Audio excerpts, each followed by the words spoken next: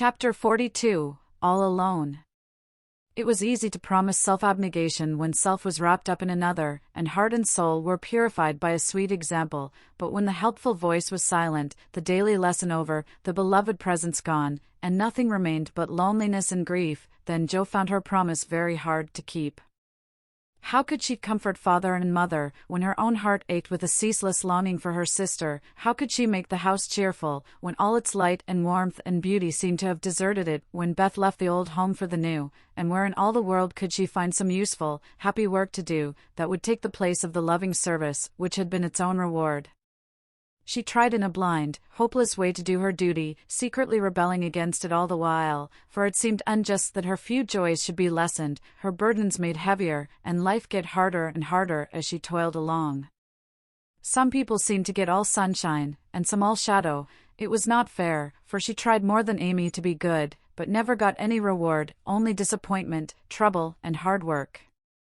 Poor Jo, these were dark days to her, for something like despair came over her when she thought of spending all her life in that quiet house, devoted to humdrum cares, a few small pleasures, and the duty that never seemed to grow any easier. "I can't do it. I wasn't meant for a life like this, and I know I shall break away and do something desperate if somebody don't come and help me," she said to herself, when her first efforts failed, and she fell into the moody, miserable state of mind which often comes when strong wills have to yield to the inevitable. But someone did come and help her, though Jo did not recognize her good angels at once, because they wore familiar shapes, and used the simple spells best fitted to poor humanity. Often she started up at night, thinking Beth called her, and when the sight of the little empty bed made her cry with the bitter cry of an unsubmissive sorrow, "Oh Beth, come back. Come back," she did not stretch out her yearning arms in vain, for, as quick to hear her sobbing as she had been to hear her sister's faintest whisper, her mother came to comfort her, not with words only, but the patient tenderness that soothes by a touch, tears that were mute reminders of a greater grief than Jo's, and broken whispers, more eloquent than prayers, because hopeful resignation went hand in hand with natural sorrow. Sacred moments, when heart talked to heart in the silence of the night, turning affliction to a blessing, which chastened grief and strengthened love. Feeling this, Jo's burdens seemed easier to bear, duty grew sweeter, and life looked more endurable, seen from the safe shelter of her mother's arms. When aching heart was a little comforted, troubled mind likewise found help, for one day she went to the study, and, leaning over the good grey head lifted to welcome her with a tranquil smile, she said, very humbly, "Father, talk to me as you did to Beth. I need it more than she did, for I'm all wrong." "My dear, nothing can comfort me like this," he answered, with a falter in his voice, and both arms round her, as if he, too, needed help, and did not fear to ask it. Then, sitting in Beth's little chair close beside him, Jo told her troubles, the resentful sorrow for her loss, the fruitless efforts that discouraged her, the want of faith that made life look so dark, and all the sad bewilderment which we call despair. She gave him entire confidence, he gave her the help she needed, and both found consolation in the act, for the time had come when they could talk together not only as father and daughter, but as man and woman, able and glad to serve each other with mutual sympathy as well as mutual love. Happy, thoughtful times there in the old study which Jo called the church of one member, and from which she came with fresh courage, recovered cheerfulness, and a more submissive spirit, for the parents who had taught one child to meet death without fear, were trying now to teach another to accept life without despondency or distrust, and to use its beautiful opportunities with gratitude and power. Other helps had Jo, humble, wholesome duties and delights that would not be denied their part in serving her, and which she slowly learned to see and value.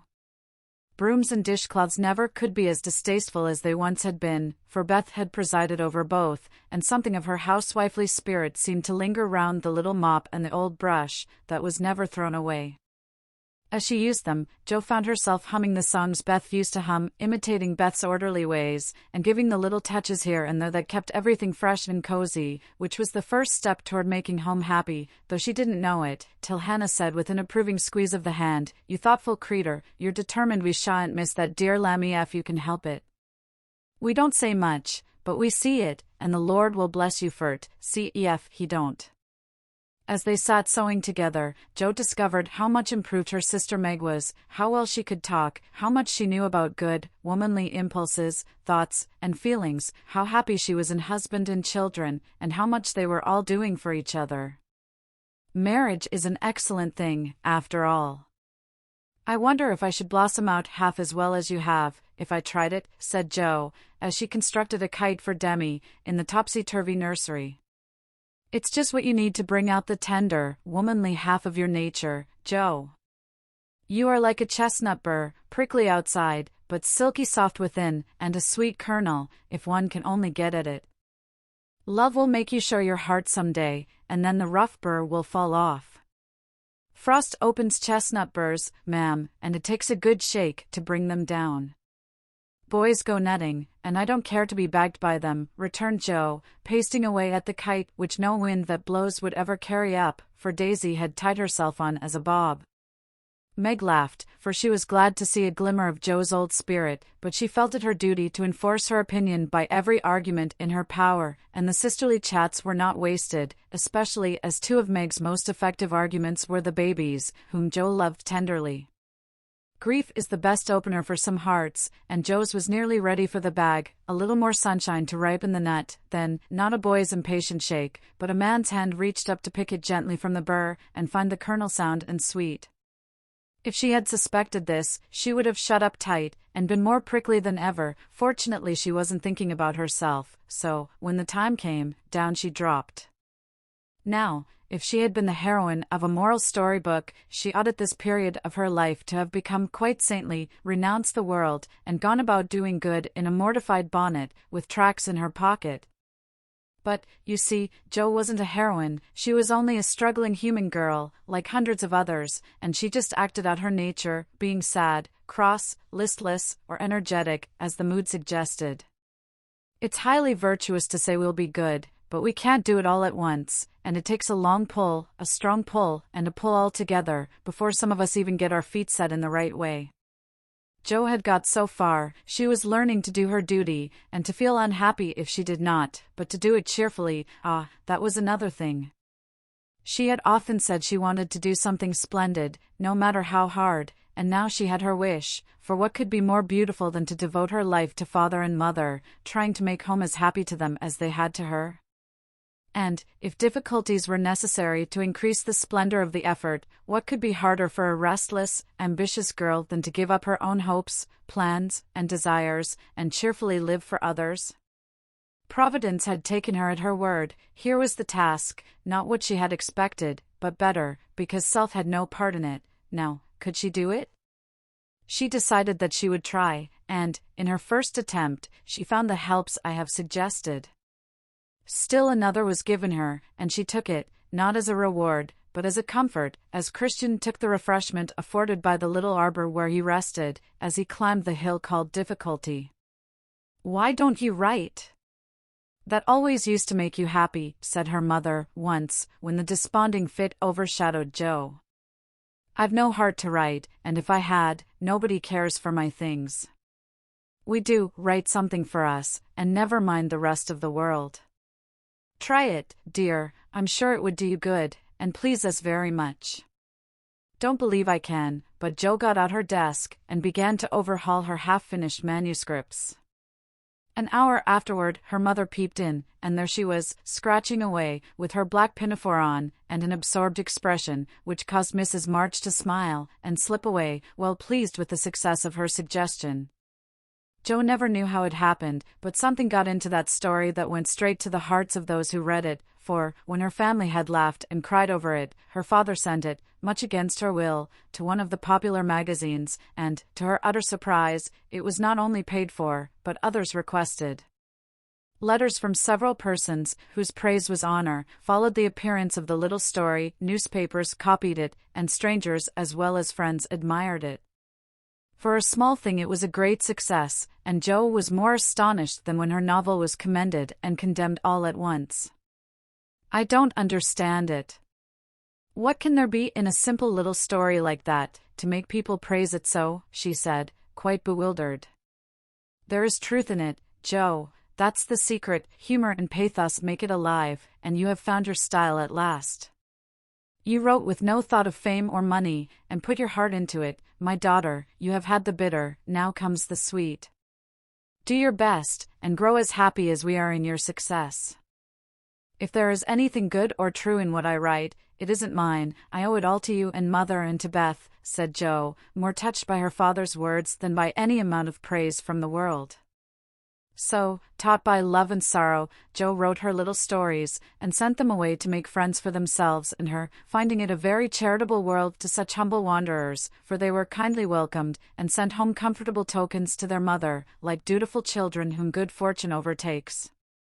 When Amy and Laurie wrote of their engagement, Mrs. March feared that Jo would find it difficult to rejoice over it, but her fears were soon set at rest, for, though Jo looked grave at first, she took it very quietly, and was full of hopes and plans for the children before she read the letter twice.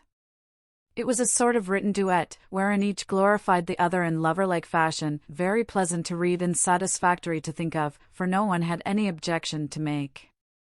"You like it, Mother?" said Jo, as they laid down the closely written sheets, and looked at one another. "Yes, I hoped it would be so, ever since Amy wrote that she had refused Fred.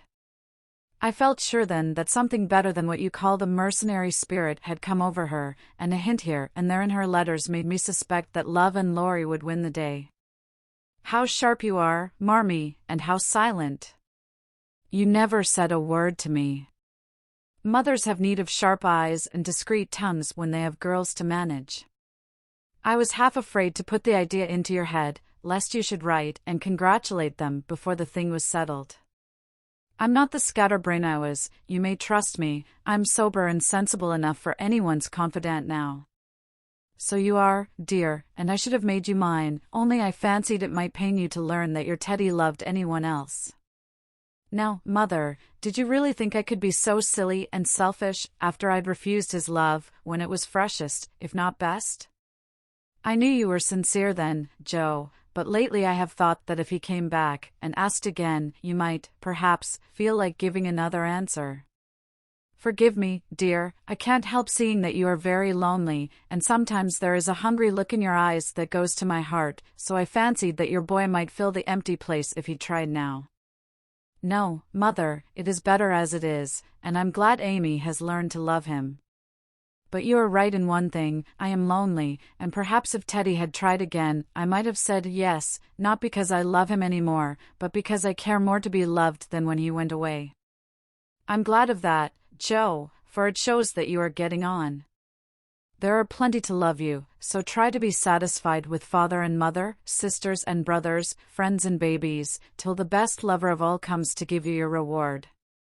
Mothers are the best lovers in the world, but I don't mind whispering to Marmee that I'd like to try all kinds. It's very curious, but the more I try to satisfy myself with all sorts of natural affections, the more I seem to want. I'd no idea hearts could take in so many, mine is so elastic, it never seems full now, and I used to be quite contented with my family. I don't understand it. I do, and Mrs. March smiled her wise smile, as Jo turned back the leaves to read what Amy said of Laurie. It is so beautiful to be loved as Laurie loves me. He isn't sentimental, doesn't say much about it, but I see and feel it in all he says and does, and it makes me so happy and so humble that I don't seem to be the same girl I was. I never knew how good and generous and tender he was till now, for he lets me read his heart, and I find it full of noble impulses and hopes and purposes, and am so proud to know it's mine. He says he feels as if he could make a prosperous voyage now with me aboard as mate, and lots of love for ballast. I pray he may, and try to be all he believes me, for I love my gallant captain with all my heart and soul and might, and never will desert him, while God lets us be together. Oh, Mother, I never knew how much like heaven this world could be, when two people love and live for one another. And that's our cool, reserved, and worldly Amy. Truly, love does work miracles. How very, very happy they must be. And Jo laid the rustling sheets together with a careful hand, as one might shut the covers of a lovely romance, which holds the reader fast till the end comes, and he finds himself alone in the workaday world again. By and by Jo roamed away upstairs, for it was rainy, and she could not walk. A restless spirit possessed her, and the old feeling came again, not bitter as it once was, but a sorrowfully patient wonder why one sister should have all she asked, the other nothing. It was not true, she knew that, and tried to put it away, but the natural craving for affection was strong, and Amy's happiness woke the hungry longing for someone to love with heart and soul, and cling to while God let them be together. Up in the garret, where Joe's unquiet wanderings ended, stood 4 little wooden chests in a row, each marked with its owner's name, and each filled with relics of the childhood and girlhood ended now for all. Joe glanced into them, and when she came to her own, leaned her chin on the edge, and stared absently at the chaotic collection, till a bundle of old exercise books caught her eye. She drew them out, turned them over, and relived that pleasant winter at kind Mrs. Kirk's. She had smiled at first, then she looked thoughtful, next sad, and when she came to a little message written in the professor's hand, her lips began to tremble, the book slid out of her lap, and she sat looking at the friendly words, as if they took a new meaning, and touched a tender spot in her heart. "Wait for me, my friend. I may be a little late, but I shall surely come." Oh, if he only would!